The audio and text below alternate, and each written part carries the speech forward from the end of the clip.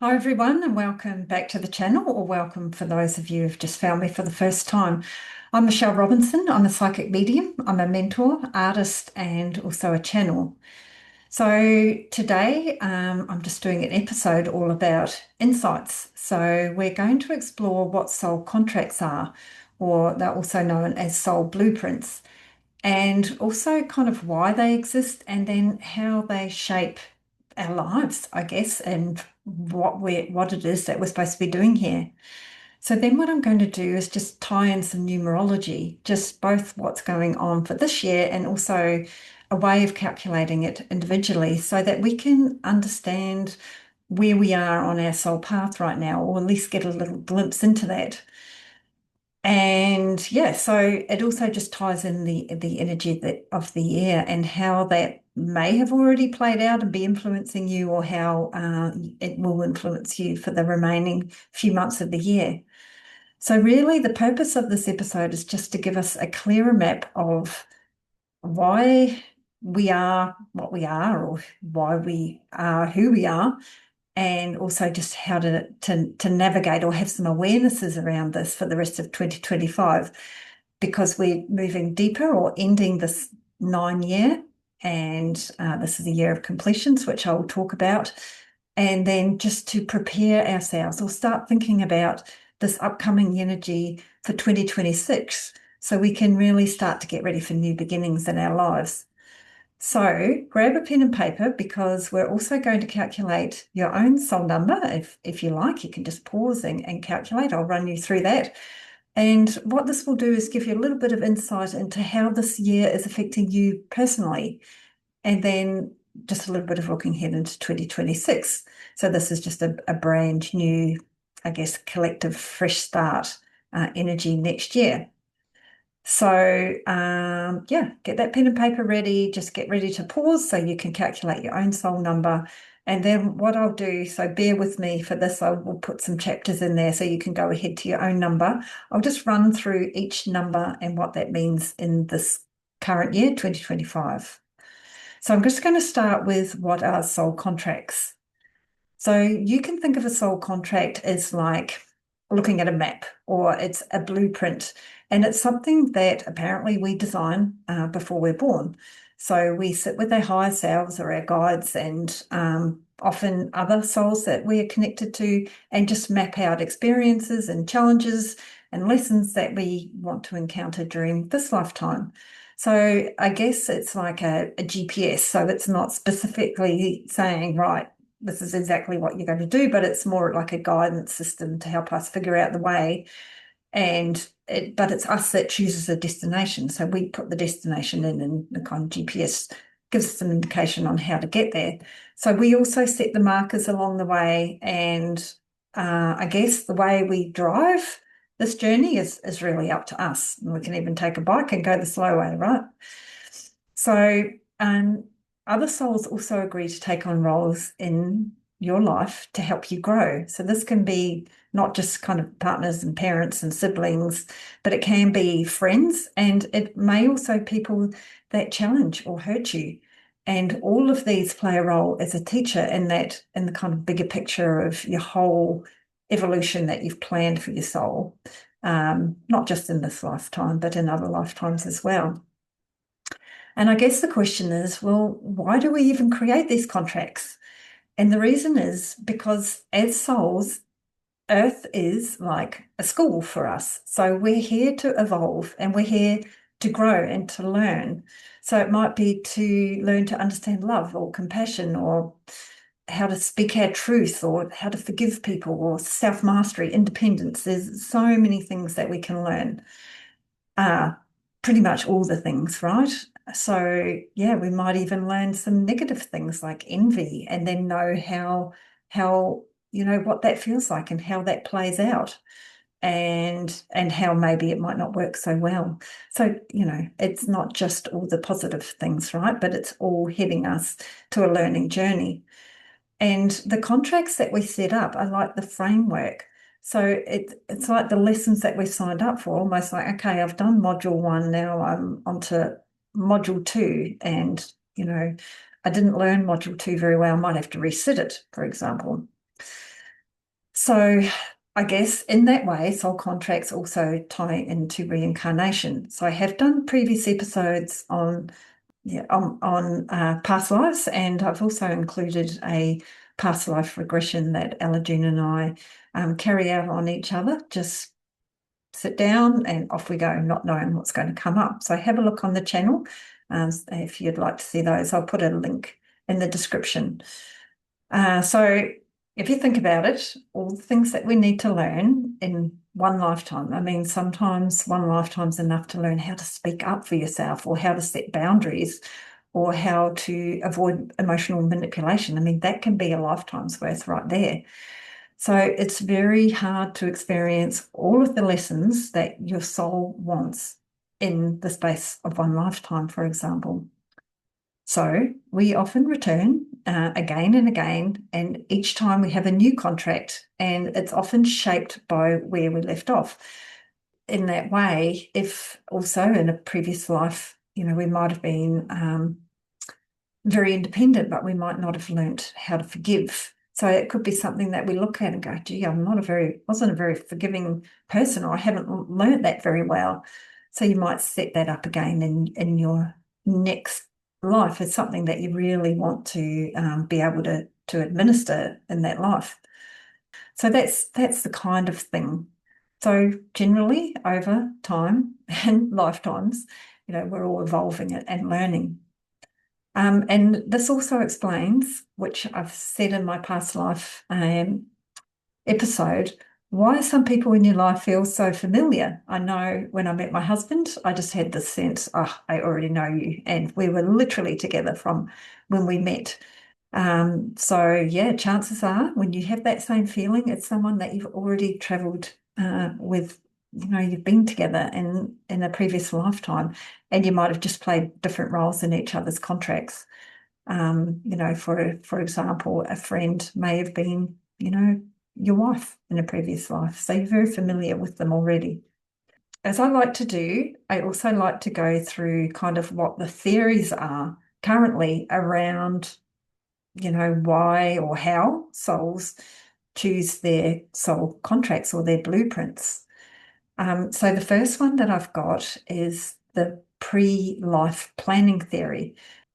And so this theory is about souls, us as a soul, meeting up with our guides or different councils or elders who are in the spirit world. So together, the past life is reviewed, and what's looked at is kind of the lessons that have been integrated and the things that still feel incomplete. Like, you know what?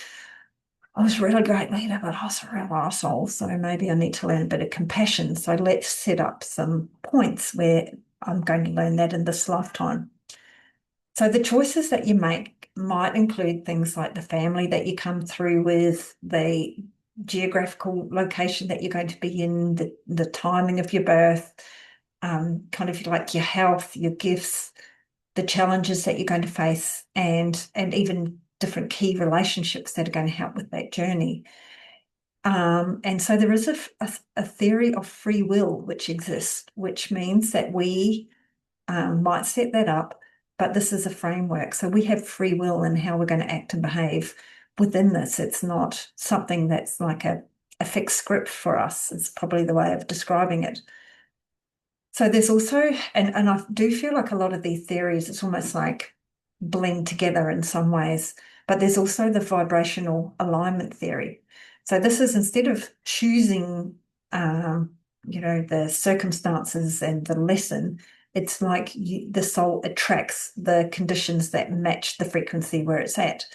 So I guess a way of explaining this is if you are a soul and you're vibrating at the frequency of learning self-worth, then you might naturally align with families or circumstances in your life that challenge or are going to support that theme. And that's kind of how you're going to learn that theme in that manner. So it's less about making choices and more about how things are attracted or occur in your life based on where you're at. There's also kind of a collective theory. So again, I think that some of these collective go with these individual soul contracts. So it's where a soul is not, or a soul contract is not chosen only for your personal growth, but it might be to serve something bigger than kind of just yourself and your own journey. I mean, well, Jesus, for example, I think he probably had a good collective contract, for example. So it could be like a teaching or healing or creativity. Maybe, someone who creates art, which is very deeply moving, creates compassion for people, something like that. So then some blueprints are tied to the bigger picture. I wouldn't worry too much about all the names of these theories, but like the karmic balance theory. And this is where you have, or souls choose contracts that allow them to balance karmic threads with others. And this is, I guess, where reoccurring soul groups come in. So it could be like family, close friends, and it might even be rivals. And it could include things like, look, in this lifetime, I'm going to be the one that abandons you. And because of that, you're going to learn resilience. And in the next lifetime, we'll switch roles so that I can understand forgiveness. So it's a little bit like playing out these roles to help each other on these soul journeys. So there are lots of different tie-ins. There's also the theory that we set, like that, yes, free will, and also pivot points. That this is also a theory where the soul sets pivot points into its contract. And these are moments where big choices will present themselves. And it can be turning points in our lives that can be, the big things, the relationship shifts, the career shifts, the health challenge. Again, the soul doesn't choose every detail, but it's kind of agreed to, okay, well, here's a crossroad point. And then from there, at that crossroad point, your free will is going to determine kind of how you go from there. Do you turn left or right? Do you keep taking the hard road and push through with something that's not right anymore? Or do you choose to trust and let go? That's just, one example of a crossroad, and then step into something new. So as you can see, lots of common threads. I guess some of the common threads are like it's all kind of intended, even the things that are tough. It's been set up for us. It's a part of the learning curve. It's not about punishment or like paying for mistakes. It's about having challenges for us to overcome to then grow through that experience. I love that we all have free will, although sometimes I think, really? Do we really?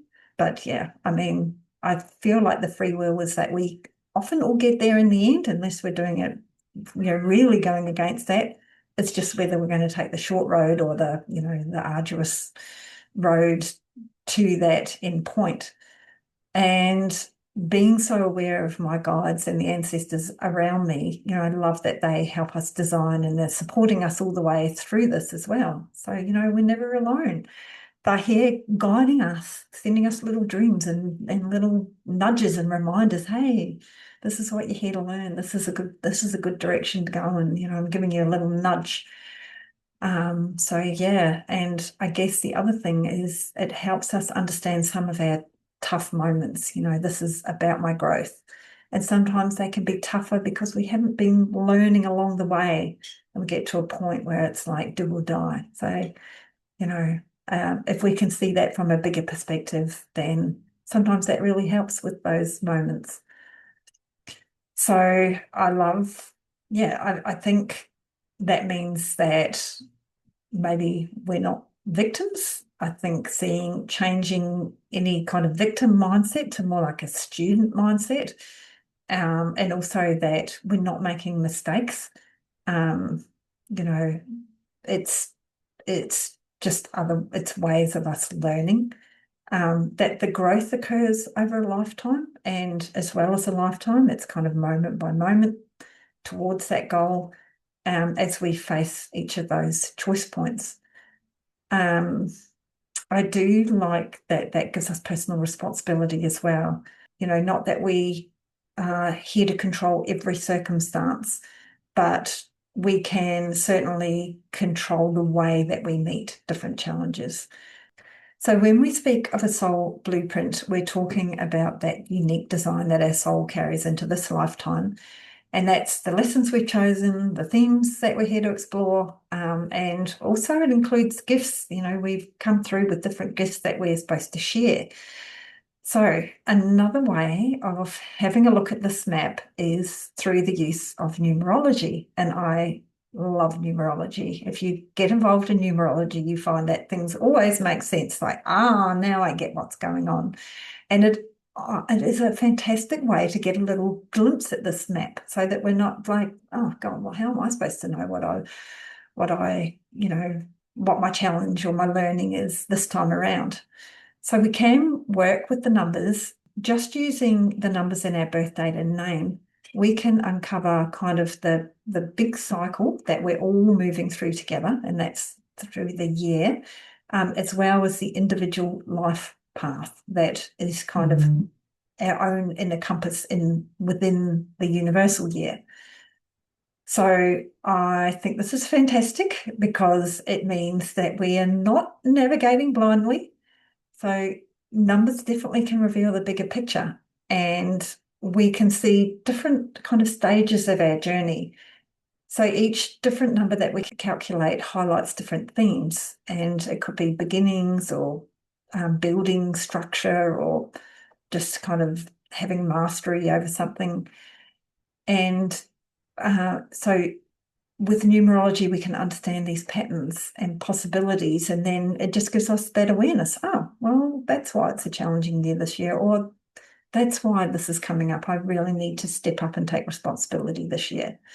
So when you combine the soul's blueprint with numerology, you get to see both the structure, which is the soul's chosen lessons, and the timing. And that's when certain lessons might rise to the surface. So we can tell that in each year we get a theme. And together, this reminds us that while we might not be able to control things that are going on around us or every circumstance, we do have guidance at every kind of step of the journey. So in this way, numerology can reflect back that deeper story of who we are, why we're here, and that little glimpse into that chapter that we're living within. So to do this, we're going to start with the universal year number. And the universal year number is calculated from this current calendar year. And that gives the collective energy that we're all moving through together. And it looks at the big themes that humanity is navigating. For example, universal year 9 is a time of endings and closure and preparing for bigger beginnings, but that's kind of globally for all of us.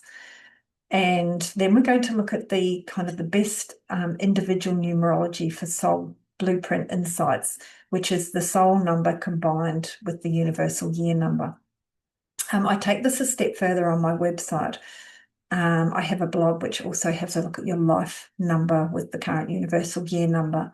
So take a look at that. It will run you through what that means and how to calculate it as well. And I'll leave a link in the description. But the soul number and universal year number, that combination is used if you want to explore like how that universal year number is impacting like your inner soul desires.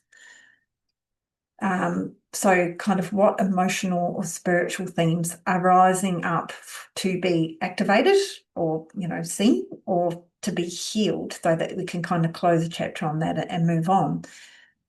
Also how your soul's motivation is being tested or maybe being expressed in that year. As I was saying, the life path number, that's calculated from your birth date, that's more personal. So that represents your lessons, your talents, your growth. And that's unique to your journey. So the life path number doesn't change. It's like a lifelong compass. But for soul blueprint work, I recommend starting with the soul number and the universal year to explore like your inner alignment. What I'll do is I'm going to run through each number and what that means once you've calculated it. So it is just a brief outline. You can look this up as well to get any more information. And then, if you like, you can layer in your life path and universal year number. And that's kind of like exploring your outer expression. So that should give you a really good overview. Together, both of those are going to give you that kind of 360 view of your soul's current chapter within 2025. So, it's a great time of year to do that, because it actually gives you the ability to look back at what's happened through, 2025. We're in that last quarter, and seeing what work still needs to be done before we close out this year and move into a new energy. And there might be lots of things that you recognize already and go, oh, now I understand what this year's been about so far and why. And, that could be a really great awareness. So let's start with the collective numerology for this year. So 2025, every year carries a collective number vibration. So this year we're in a 9-year, and that's calculated very easily. A 2 plus a 0 plus a 2 plus a 5 equals a 9. And the 9 number carries the energy of completion, of endings, of releasing, and also of spiritual wisdom. It's also about taking off those rose-colored glasses and seeing things as they really are. This is a year where you might notice relationships which are ending or transforming, career paths shifting. You might be outgrowing them or making way for new opportunities. Your health might be prompting you to take new action or to change your habits. Finances, like this might come up where old money patterns are being seen, and it's a chance to reset before that new cycle begins. So, before the year closes out, just reviewing old debts or subscriptions or spending patterns. Also, letting go of what no longer serves us. So this could be a number of things, like, different relationships or different habits or emotional patterns, or even dreams that we might have had that were like, oh, this is what I'm going to do. And it's like, come on, realistically, that's, it's not on the cards. So we may also be called on to heal and forgive. So it's just releasing old wounds, things that come up. So we might feel very triggered this year because it needs to come up for us to go, right, I've had enough of this. I'm going to deal with it. I'm going to stop this pattern. So yeah, a bit of a heavy year, this one. And then, of course, throughout this whole process, we've just got to trust the process, trust the cycle, knowing that when we end things, or things naturally come to an end, then this is just making way for new things, to come in, and hopefully new things which are better for us. At this stage, we should be looking ahead to 2026, which is a new cycle. And this is because 2026 is a one universal year. So one is the energy of new beginnings, fresh starts, creation, leadership. So whatever we've released in this year, 2025, it's like a clearing out of the old house, and before we move into a brand new one.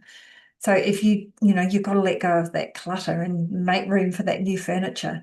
So let's get out that pen and paper, and you can calculate your soul number. Okay. So what we're going to do is take the vowels out of your birth name, and then we're going to assign just the vowels your numerology number. So that's your birth name, not your married name. And that includes any middle names that you have. So then we're going to assign the vowels, then assign each A that shows up in your name to the number 1. So if you have 2 A's, then that's 2 1s.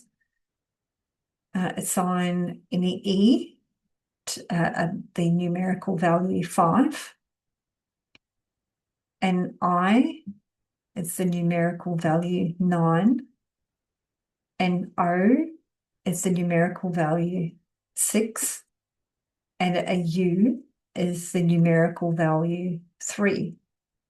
Now, Y is a vowel, but this only sometimes counts. And that's only if it makes a vowel sound. And if it does, then assign this to a numerical number 7. So then once you've done that, say you've got 5 A's, 3 E's, and a Y, for example, add up all of those digits and then keep adding them together until you get a single digit.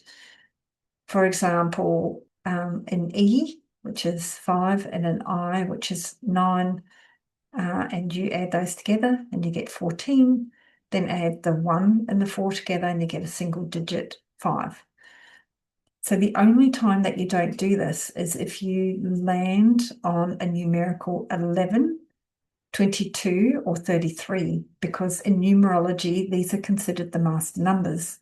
This number that you end up with represents your inner calling, your soul's deepest desires and lessons, okay?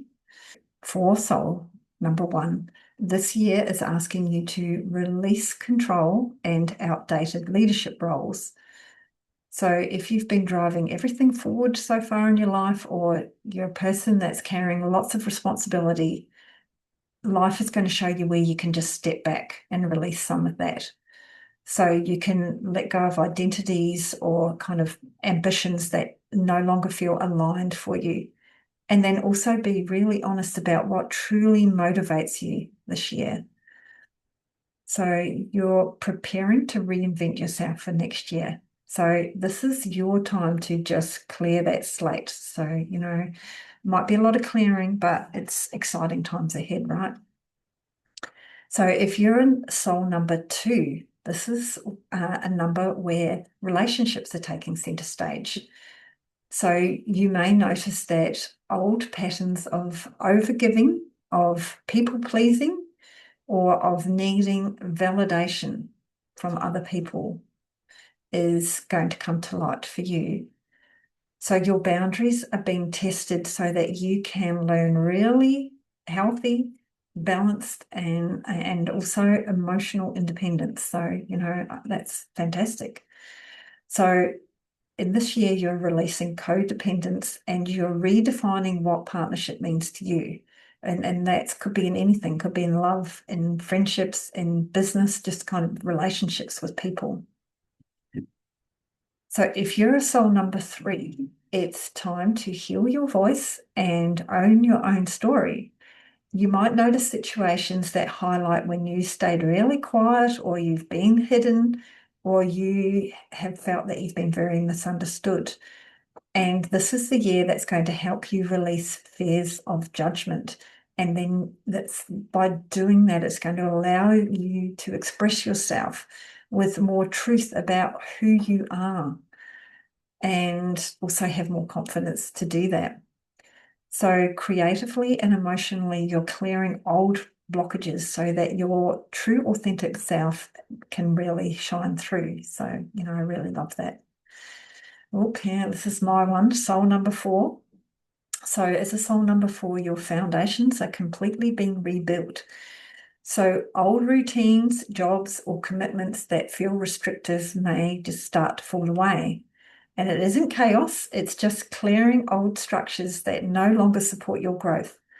So the thing to do this year for a number 4 is focus on what feels solid and what feels aligned with you, and not just feels safe or out of habit, what you've been doing before. So by the year's end, you're going to have a really clear sense of the systems and habits that you actually want in your life. Soul number 5. The 9 year invites you to tie up loose ends and also calm down past chaos. So you might revisit old adventures or relationships or choices that once gave you a lot of freedom, but no longer do that. So this is kind of a moment where you're asking yourself, well, what actually really sets me free? And what are the things that just keep me running pretty much on autopilot? So this is a time to release restlessness and just prepare for kind of open the way for more meaningful freedom up ahead. If you're a 6 soul number, this theme is around family, responsibility, and also emotional balance are highlighted. So you may be asked to let go of like old caretaking roles or expectations that are kind of placed on you or that you've placed on yourself that are really draining your energy. So this is a year to find harmony and just to give without overextending yourself, and being able to love without losing yourself in that process. So by simplifying your commitments, you're making room for genuine connection and peace to come forward in your life. See, all this hard stuff is leading to really good things. The soul number 7, this is a spiritual clearing year. So you're being asked to release outdated beliefs and fears or patterns of isolation that are keeping you from connecting with others. So you might have these moments of solitude, which are going to bring big insight and help you to see kind of that and your life more clearly. It's also a year of truth, and it helps you to see beyond the illusion and then just trust your intuition's quiet little voice as well.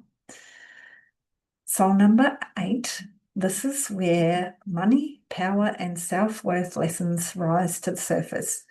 You may see where you've been over-controlled or where you're giving your power away.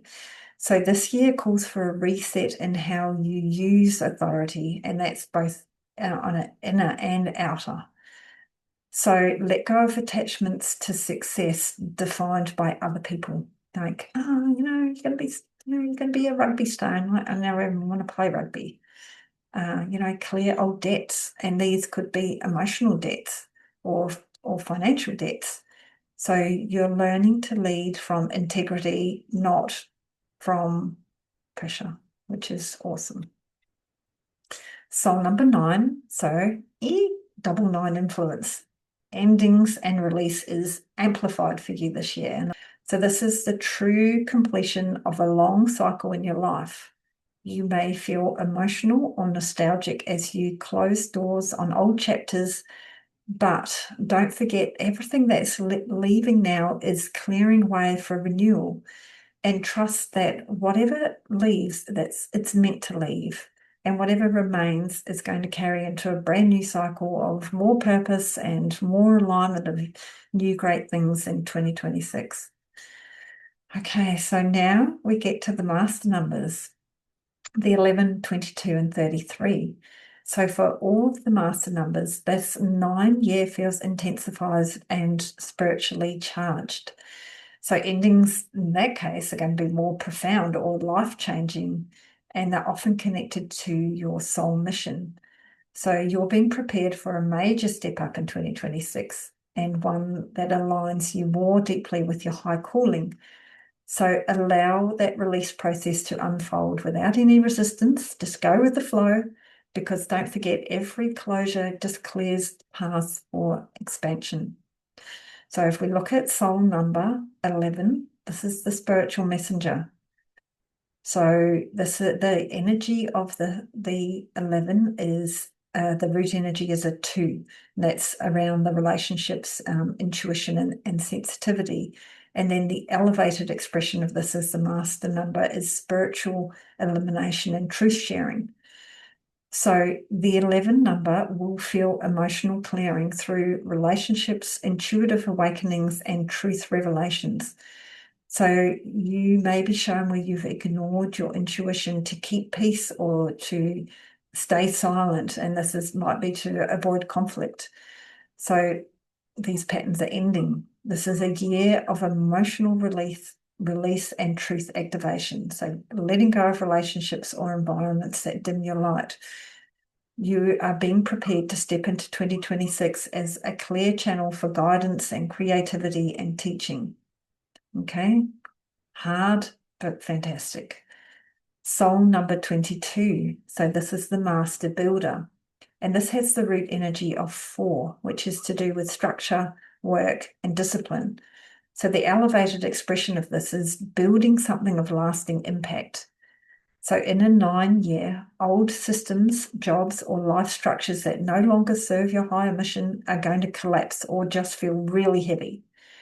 So this is the universal dismantling of what's been built on fear or on obligation. So emotionally, you might feel like you're grieving that loss of stability, but what's really ending is a version of you that's playing too small, or built from something that's, very practical instead of from your vision.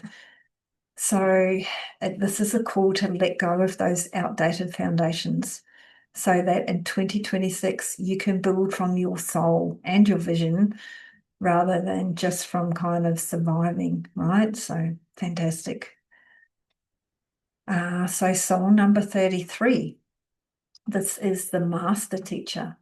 So the root energy of this number is 6, which is love, family, and responsibility.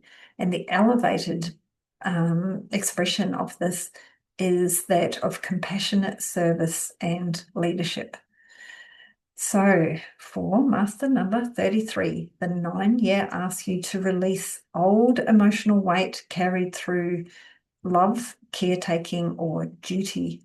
It is often a deeply healing and confronting year where you learn the difference between helping and rescuing. So endings may occur within relationships or family patterns, and this just frees you up to serve from unconditional love rather than from obligation.